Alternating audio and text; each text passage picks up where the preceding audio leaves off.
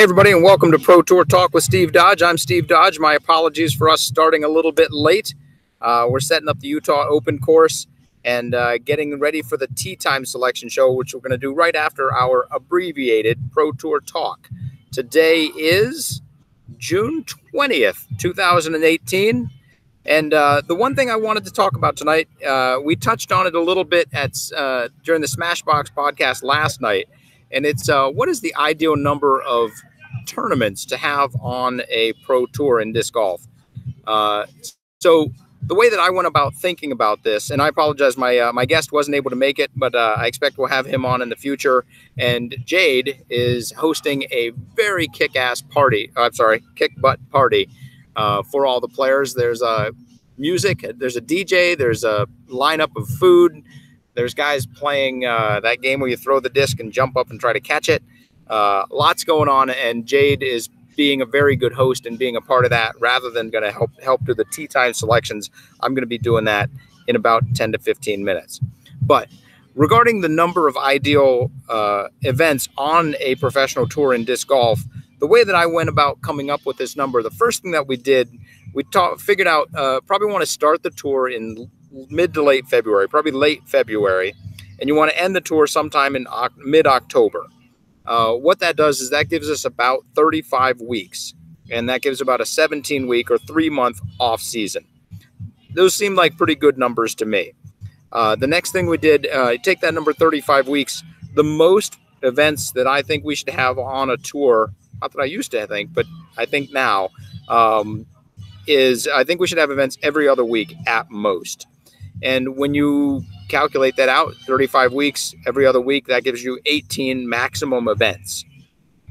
Factor in Pro Worlds, factor in USDGC, factor in the European Open or the European Major, and that limits you down to 15 events maximum. And that assumes that those 3 majors all fall in the right weeks.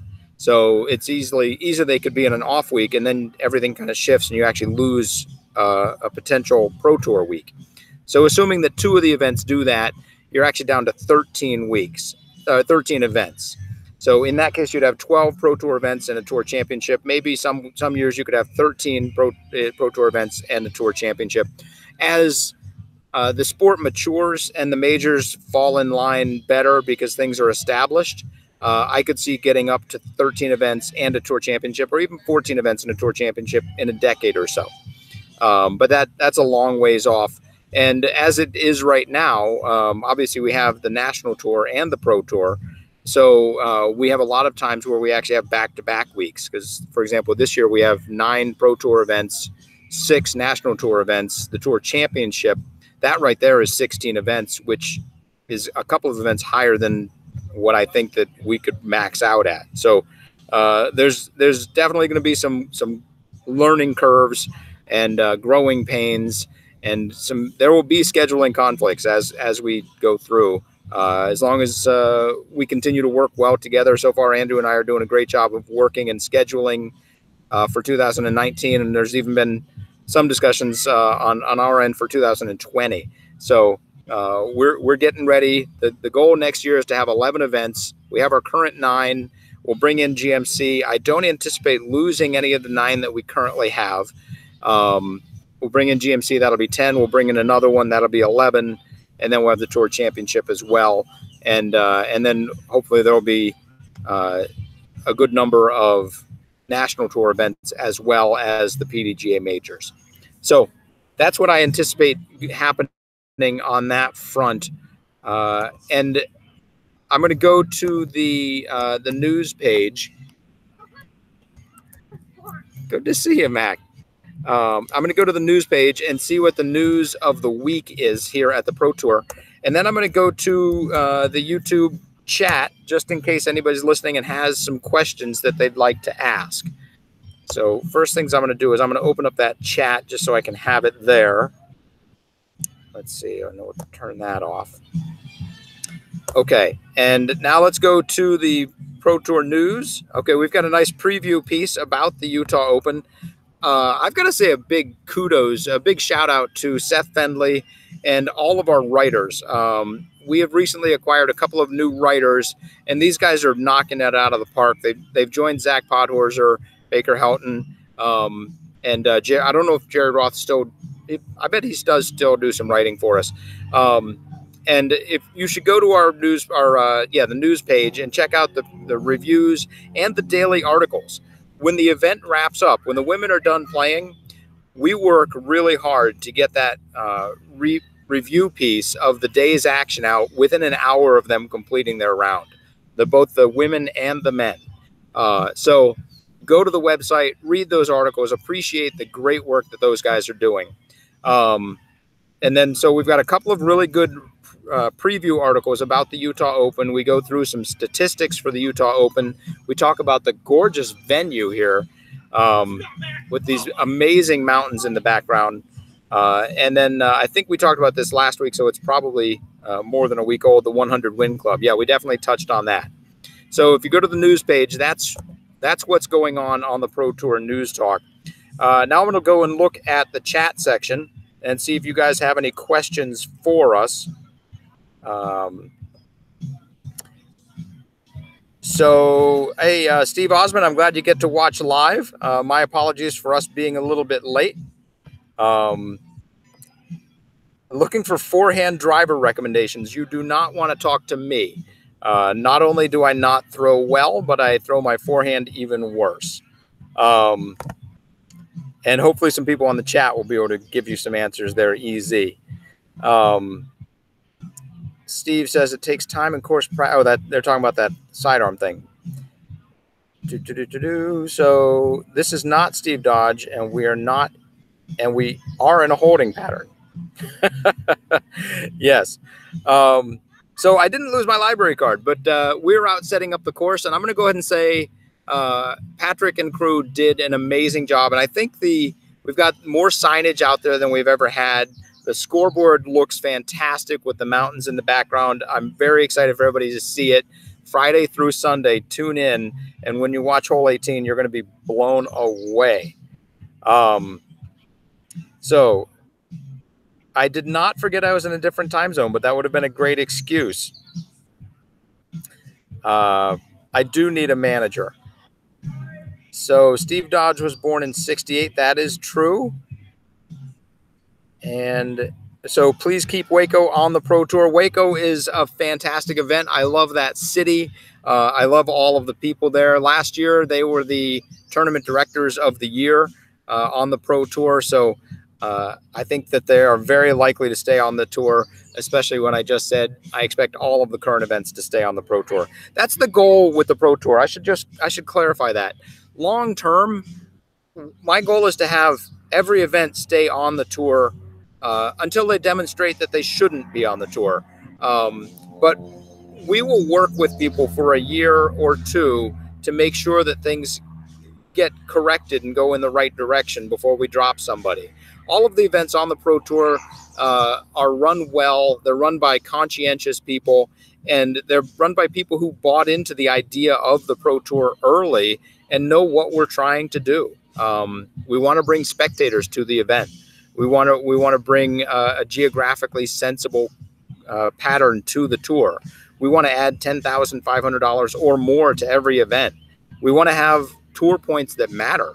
It's actually one of the videos that I created that should be coming out the week after the Utah Open is all of the ways in which tour points matter. And there was a really cool rhyme that I had. I think it's something to they get you to qualify and they get you to earn a bye and something. Oh, and they break a tie. So tour points matter. So we wanted to make a tour that has a whole bunch of cohesion and consistency, and people can rely on it. And I heard somebody out here saying, "Hey, I saw you at the Jonesboro Open," and it made me really happy because now the Jonesboro Open is a thing, and everybody knows that it's going to happen every year, and it's great. So bring the Pro Tour to Kansas City. George Williams, I'd love to. Go to our website, prospective events, prospective venues, do a search on that, and fill out a form, find a TD and a course. Kansas City is a great location for an event. La Mirada, well, La Mirada's in LA.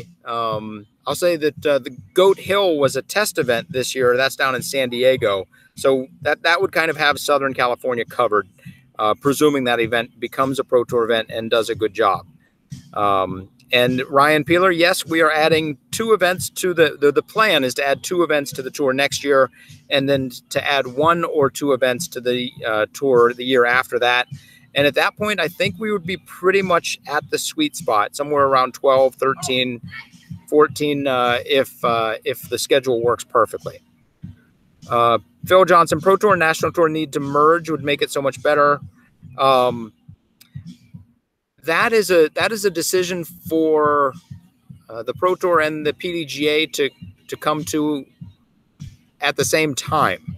I think right now, and I think it's a valid argument, the Pro Tour hasn't proved itself to be sustainable. We're going to lose money again this year. Or we're projected to. We were projected to lose a good amount at the beginning of the season. We're doing really well. Thank you to everybody for your support. We're selling a lot more apparel. We have a lot more Patreons, and our loss is much smaller than we anticipated. So it's possible we'll break even if we do really well the second half of the season. But we have not proven ourselves to be sustainable. So it makes sense for the Pro Tour to keep the PDGA to keep the National Tour going until we prove that we are sustainable, and we will continue to push the top level of the sport forward forever. So I can understand and respect what the PDGA is doing and why they're doing it. So you guys got to catch those. Jade's kids are out here playing jump or whatever we call that game. And I think their names are Brody and McGuire. It might be Jordy and McGuire. But anyway, Phil, I can understand the concept of the events needing to merge. I'm going to say that the reason that they're not merging is because the PDGA just, in my opinion, is making sure that the National Tour exists as a placeholder, and the PDGA they're supporting us. So they obviously want us to succeed. They want us to demonstrate that we will succeed, that we're profitable, which means sustainable, and then we can go forward and take disc golf to the next level. And then, in my opinion, the PDGA will absolutely jump on board. They might maintain the tier level of National Tour for a few events, and maybe some will be National Tour events and Pro Tour events. There's lots of ways this could work, but the first step is for the Pro Tour to demonstrate sustainability. Did Macbeth make it? Yes, as a matter of fact, I saw Paul out playing the course today. And come closer to Iowa. We at the very beginning, we were talking to Justin McClune out there in Des Moines, and it ended up not happening. We ended up going to the Majestic. I'm not sure I don't remember all the logistics that happened to avoid that. But Iowa, Des Moines specifically, I know, has a lot of great courses and a lot of great players. So if you know of a TD that wants to run a Pro Tour event, absolutely have them submit an application, and we will work with you. We want to make as many great events as possible. Once we're full, then I think we have sort of test events that grow. And if an event fails, we have other events that already exist that can just pop right up and we don't lose a step. So 100%, I want to have a full Pro Tour, 13 events or so. And I want to have a handful of events ready to step up if an event falls behind. So Moraine is definitely a course worthy of a stop. I talked with Patrick today in the truck about Moraine. So you're 100% right. And the same thing goes with Pittsburgh. Find a guy that wants to run a course at a course, and let's make it happen. How would merging affect the 2 drops? I think the 2 tours allows the players to pick and choose which events they want to play more. I think there's some truth to that, Swift Panda. Right now the players get to, Eagles won 3 National Tour events and hasn't won a single Pro Tour event. Not for a lack of trying. But it's really interesting when you look at the National Tour points, which has Eagle way on top, and you look at the Pro Tour points, which does not have Eagle on top. I think he's in 4th, actually. So, players can pick if they like what the Pro Tour is doing, they can come to Pro Tour events. And if they like what the National Tour is doing, they can go to those. And if they like what both are doing, they can go to both. I'm not familiar with and Swift Panda talks about the NT points rules. I would go to pdga.com and just do a quick search for NT points. I know that I've seen the chart that they use, and I've seen the chart that we use on our page. And Justin is back on. Justin is, I don't know which Justin that is. Justin McClune, maybe. Great player, very thoughtful player, Justin McClune. Do you think a non-traditional disc golf product would help the financial status of the Pro Tour? Stephen, can you give me an example of a non-traditional disc golf product? Are you talking about a cart, or are you talking about a Cliff Bar? What are my picks for MPO and FPO? I don't like to say what my picks are publicly, to be honest. But I will say I believe that the Utah Open has a unique capacity to bring a new person into the winner's circle. So my guess would be that we would see somebody who has not won a Pro Tour event this year win the Utah Open. That's my guess. And on the women's side, I think we're going to have a heck of a battle on the women's side. This course has its challenges, but the women can score on it. So I'm excited to see how the women do on this. And again, I'm not gonna make any predictions. I'd hate to be in a situation where I have to make a ruling, or I have to help with a ruling, and I've went ahead and publicly said I think this person's going to win. That seems like it'd be funny. Now, having said that, in the future, I guarantee I'll make some predictions, and I'll put myself in that situation, because that's just how I roll. Laundry detergent. Oh, well, that's funny, because I thought when I saw the word laundry, I thought you were talking about my hat, because I obviously got stuck underneath something that was dirty. But laundry detergent is absolutely needed, as my hat just demonstrated. That'd be a great peripheral product. And yes, that would absolutely help the financial status of the Pro Tour. Any sponsors that we have that are not currently directly involved in the sport, well, every new sponsor helps, but partners outside the sport, I believe, help more, because they give us more legitimacy. When we put the Keen wall up, a lot of people know that brand, and it helps give us legitimacy with the media that come out. And the Black Ink Discs wall is fantastic, and I'm really glad that we have their support. But the Keen wall, I think, as far as the local media goes, has more draw for them. So with that, I'm going to go pick up this disc. Oh, good catch. So with that, we're going to go ahead and get going on the Tee Time selection show. What do I think of the Fort Disc Golf Course? I look forward to playing it in about half an hour after I finish this podcast and go eat. And I'll tell you what I think of the Fort course next week, if you remember to ask. So I'm going to close out of this window. And now we are going to go to, we've got random.org up. We've got our players list up. And now we're just going to zoom through this. We've got, where's my Tee Time list? Okay, there's my Tee Time list. Now I need to minimize that so I can see random. Come here, random.org. So random.org, for anybody who doesn't know, is a fantastic site for generating, you guessed it, random numbers. So I've got all of the players that are in the tournament that are not on feature cards with numbers next to their names. And what I'm going to do is we're going to pick a random number between 1 and 19. And we'll start at the bottom. Yeah, so 1 to 19. And then these guys will start at 1040. And generating, and it's player number 13. So the guy going off, we got Britton Best going off at 1040. And then joining him will be 14. which is Kessler Martin.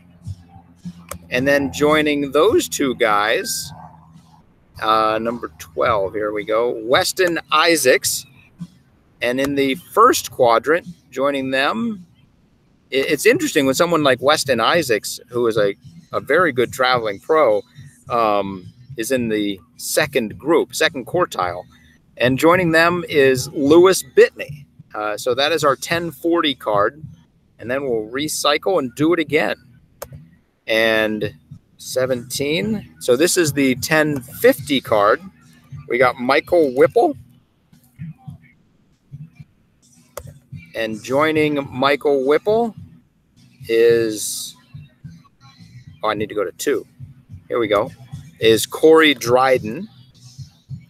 And then joining Michael Whipple and Corey Dryden at the 1050 card is, where's 2? Brian Cook, 1008 rated player. And joining them is James Proctor, California native who is on break from work and school for, he said, for the first time in, I don't know what he said. It has to be less than 20 years because I don't think he's more than 25. Jacob Armbrust, MVP player to watch, will be starting off at 11 o'clock. And joining him is number 1 in Group 2, which is Don Smith. Don Smith is in the third quartile. That's crazy. Aaron Gossage will be joining those two. And also going off at 11 o'clock is Kevin Jones. That's a pretty darn good card. How's that possible? There's so many good players now. I wanted to talk to one of the touring pros who wasn't able to join us tonight. But the topic that I wanted to have tonight was, is it easier to be a touring pro now with the bigger payouts and all the bigger events, but more players, than it was 10 years ago when there were fewer great players and fewer big events? Which is easier? That's the topic that I expect we will have next week. And I think it's a really interesting question, and I'm excited to hear how that goes. I'm going to adjust these windows here. They're driving me batty. All right. So the 1120 card is Austin Getz, and 13. Ruben Alanes. Whoops. I copied in Austin's name. That's funny. All right. Patience. And then number 3, Jesse Adams joins those guys at 1120. And then the fourth guy on that card is Bradley Williams. So now we're going to go to 1130. And we've got, Tommy Aranutsis. Tommy was one of the guys who was in the finals to become our festival director. And Patrick Graziani, the tournament director of the Pittsburgh Flying Disc Open, beat him out. And actually, Tommy met him at, I think it was at Waco, and said, we made a good decision. I don't think Tommy was disparaging himself there, but he was saying Patrick is a quality guy and does a good job. So joining Tommy is Justin Bilodeau, a local. I hope Amy is playing as well, but I'm not sure if that's the case. Joining those two is Cameron Messerschmidt. I think they named the airplane after him. And on that card as well is Nico Locastro. I haven't seen Nico yet. I hope he's actually here. Nico, are you here? And then we go down to the 1140 card. Let me shrink these a little bit. My tab keeps shifting off the page. Okay, there we go. So Noah Lantinga starts our 1140 card. And joining him at 1140 is Cody Simmons. And joining Cody Simmons and Noah at 1140. Where is this? Oh, it's up here. Is Sias Elmore, a DGA player. I saw Sias sitting on hole 18 waiting for the divers to get closer. And then joining those guys is Dustin Keegan. If Dustin feels good, he could win this tournament. He definitely has the skills to make it happen. Going to the noon tee time, number 7 here. Timothy Smith is the first person on the tee on the noon card. Wait, that's not noon. I'm sorry, it's 12:10 because noon is the Jomez card. Does everybody know the Jomez card? I'll talk about those in just a minute, or probably about 8 minutes. So 12:10 is Timothy Smith, and joined by Timothy Smith will be Rodney Tripp, and joining Timothy and Rodney will be J.C. Kester, and joining those guys will be Andrew Presnell. All right, I'm gonna reverse the order now. I'm gonna go down now, and joining starting our 1220 card is Eric Oakley, and joining Eric Oakley is Mike Conley. Wow, that's already a great card.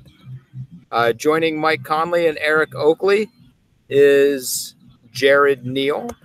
I think I remember Jared if he played the Majestic a couple years ago.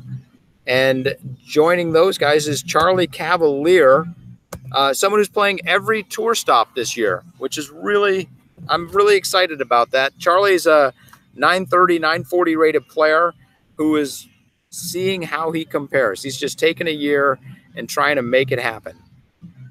Okay, now we move on to the 1240 card. And that is Grady Shue.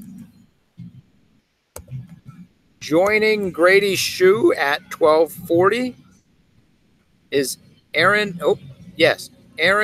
Konachek.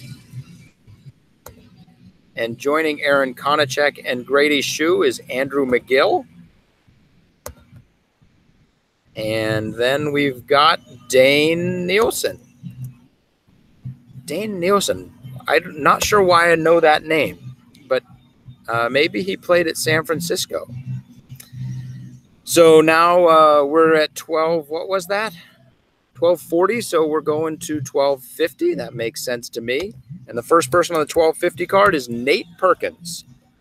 Nate's another one who could definitely slay this course. Joining Nate is Bart Kowaleski. Not sure if I'm pronouncing that right. But I've definitely seen Bart's name in lights a little bit more than I have in previous years. Joining them is Taylor Salanoa.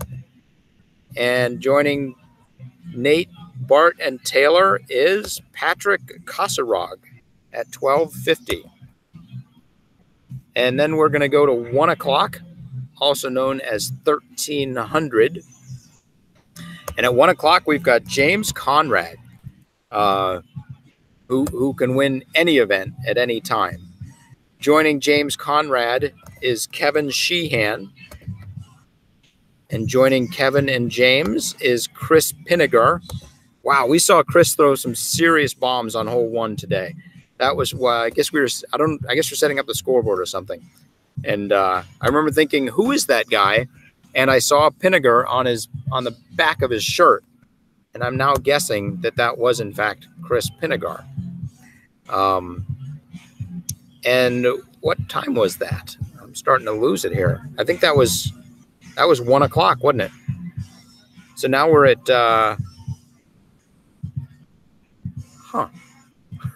that's funny. We're spreading times out. That doesn't quite make sense, does it? Yeah, I guess that makes sense. So this tee times are starting to get really spread out here. So that's player number 15. Richard Thompson is going to be going off at 125.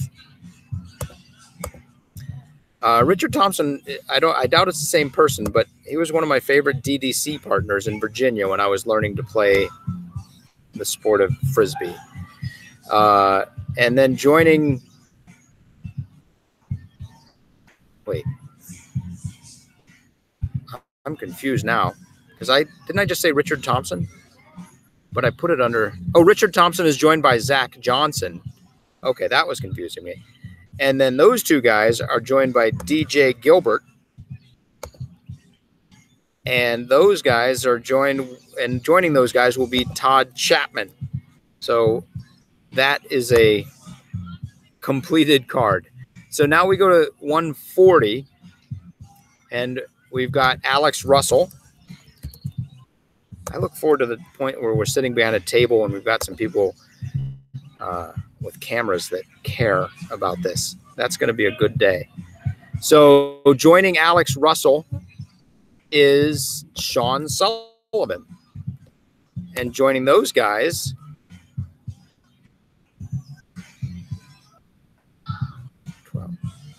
is Preston Johnson. And then last on that card, but not last in our hearts, is Ryan Sperry. And that's the 140 card. Is that 140? Yeah. Now we've got the 155 card. We're really spreading people out. We don't want to have any delays. And I think we're going to succeed. So we get the 155 card, which is also 1355 in military time. And then joined by, oh, that's Dutch Napier. Dutch Napier goes off at 155. He's joined by Brian Earhart. Also joining them will be Brock Shepard. And last on that card is Joey Springer. Joey is the second lowest rated player in the tournament. So we will see if he can make some moves. And that was the 155 card.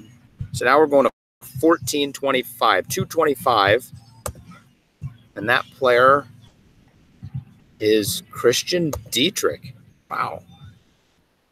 Christian, I think Johnny was picking him to win this thing. Very good player out of Oregon. Or Montana. I'm sorry, Montana. Joining him will be Ray Johnson at 225. And joining them will be Tony Martinez. And the last person on that card is Jared Stoll. Fantastic. And then we've got, see, that's what I knew I was going to get to this point. All of those times were wrong. So I had a feeling, yeah, all those funny times, these should have been 10-minute times. So what's the best thing to do? I'm going to finish these next three cards. I don't think the tee times matter so much to the group that's watching as the groupings, unless the people over there are watching.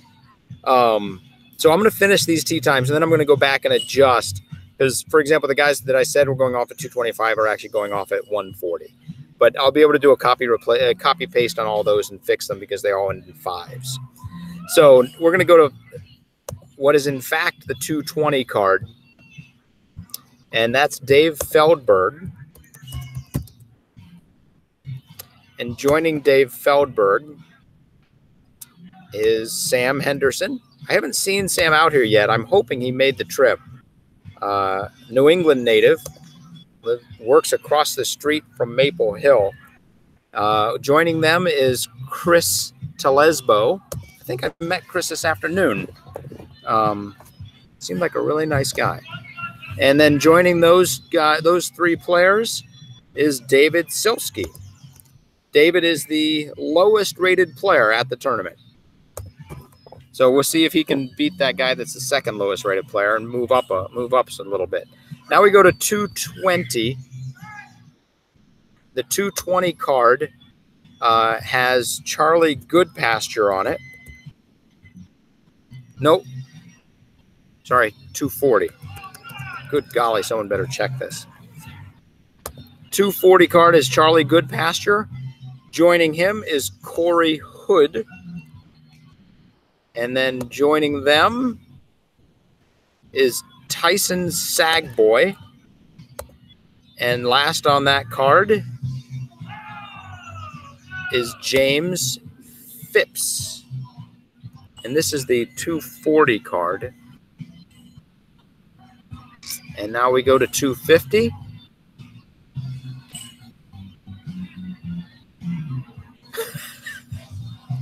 I'm so confused. Count. Show me a count. Yeah, that's got to be 21. Okay. So, and our final card, and there's a couple people whose names aren't called, so I'm going to have to go through this and figure it out, but this is not the venue for that. But the 250 card is Chris Clemens, Sam Aldrich,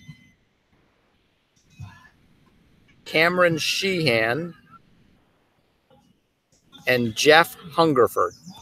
And then I've got 1, 2, 3, 4 people who are not on a card yet. So I got to figure out which time I missed, and we'll do that offline. But for now, well, I can tell you the 4 people that are missed. Devin Owens, Joel Freeman, Alan Wagner, and Kellen McCann. So that'll be the card probably that goes off right before the lead card. Thank you all for watching. I look forward to a fantastic Utah Open that starts in a couple of days. And just to close the show out, I'm going to turn it around and show you guys the fantastic party that is going on here at the Utah Open. There's Ricky Wysocki running across with a plate of food. It is well known that Ricky likes food. Good night, everybody. There's Ricky Wysocki. I see him. Do you guys see him? That's Ricky Wysocki carrying a bunch of food. What's that? AMA? Yeah. No. Yeah. Do you have a question? Okay. How was dinner? Dinner was great. They had cobbler, dessert. That's my AMA. Yep. Good night, everybody.